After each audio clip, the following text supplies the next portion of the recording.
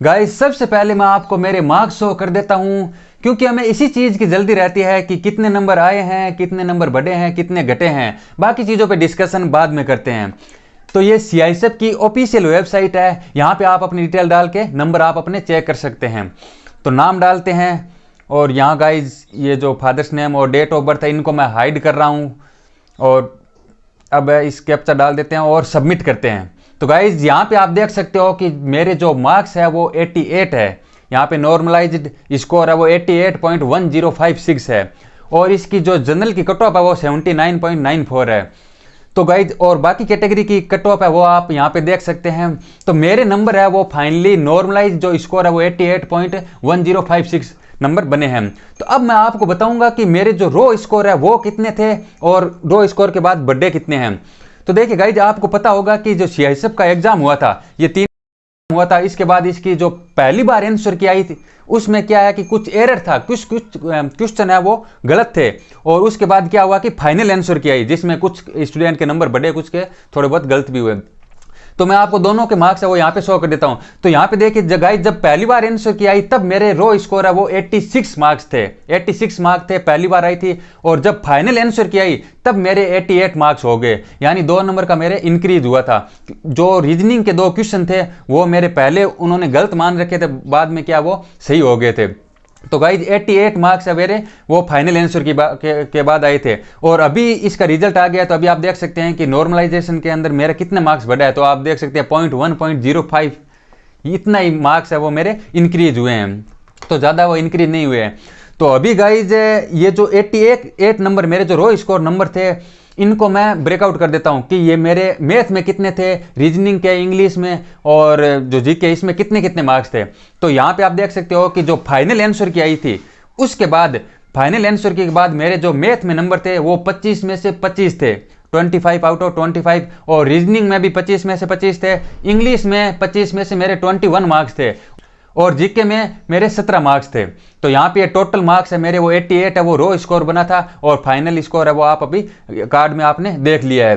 तो ये गाइज मेरे मार्क्स थे। और जो 2 नंबर मेरे कम हुए थे वो रीजनिंग के अंदर कम हुए थे, आप देख सकते हैं जो मेरे पहले जो फर्स्ट आंसर की आई थी उसके हिसाब से। तो गाइज ये तो मेरे मार्क्स थे और ये फाइनल कार्ड भी आपने देख लिया है। अब बात करते हैं गाइज कट ऑफ पे।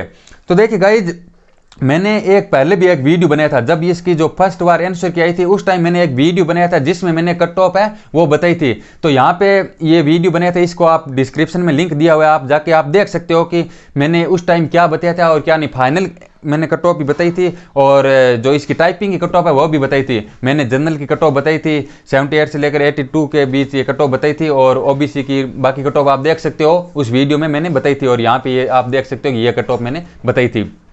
तो गाइज इस अभी फाइनल जो कट ऑफ गई है वो रियल कट ऑफ है वो आपने देख लिया कि कितनी गई है और कितना अंतर रहा है मेरी कट ऑफ से। तो अभी इसकी जो फाइनल कट ऑफ अभी क्या होता है, टाइपिंग होने वाली है, टाइपिंग के बाद क्या है फाइनल कट ऑफ आने वाली है। तो फाइनल कट ऑफ के अंदर कितने मार्क्स है वो इंक्रीज हो सकते हैं, यानी किन लोगों का फाइनल होगा। अब कोई जरूरी नहीं है कि 79 कट ऑफ है तो 81 वाले का होगा।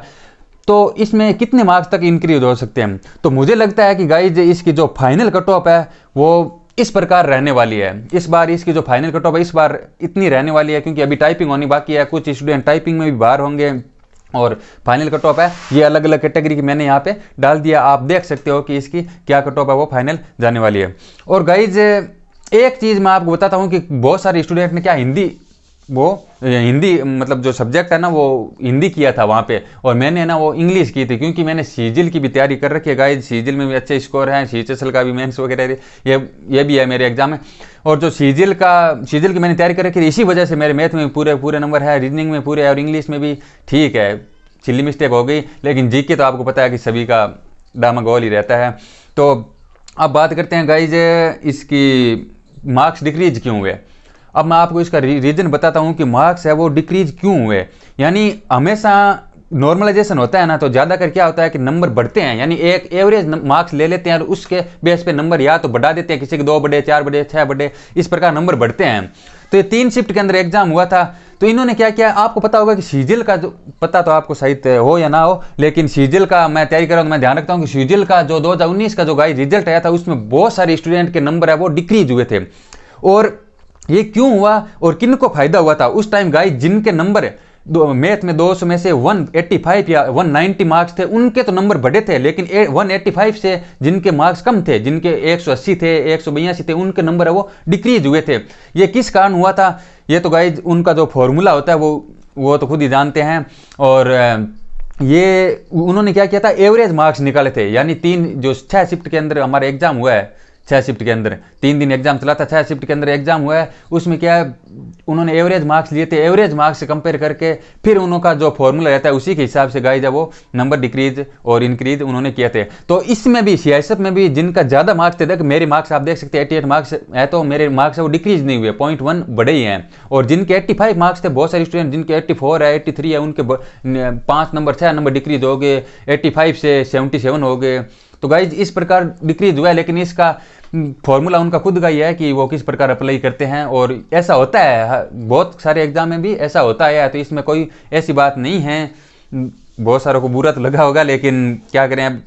और बात करते हैं गाइज टाइपिंग की, तो अभी मैंने क्या, मेरे अच्छे मार्क्स थे तो मैंने टाइपिंग पहले ही वो स्टार्ट कर दी थी, और मैं लगातार टाइपिंग कर रहा हूँ। तो मेरी टाइपिंग है अभी मेरी 50 के करीब स्पीड है टाइपिंग की, और मैं अभी भी टाइपिंग लगा हुआ, क्योंकि मैं वहाँ पे कोई मिस्टेक ना हो जाए, इसलिए मैं टाइपिंग वहाँ पे कर रहा हूँ। और गाइज आपको अगर वीडियो चाहिए टाइपिंग पे कि टाइपिंग है वो स्पीड आप किस प्रकार इंक्रीज कर सकते हो, और टाइपिंग के अंदर वहाँ पे ऑनलाइन होगी टाइपिंग, ऑफलाइन होगी, मतलब इस प्रकार की सारी जानकारी आपको डिटेल चाहिए, क्योंकि मैंने पूरा रिसर्च कर रखा है इस पर, मतलब क्या करना है क्या नहीं, क्योंकि मेरा फाइनल होने वाला है इसलिए।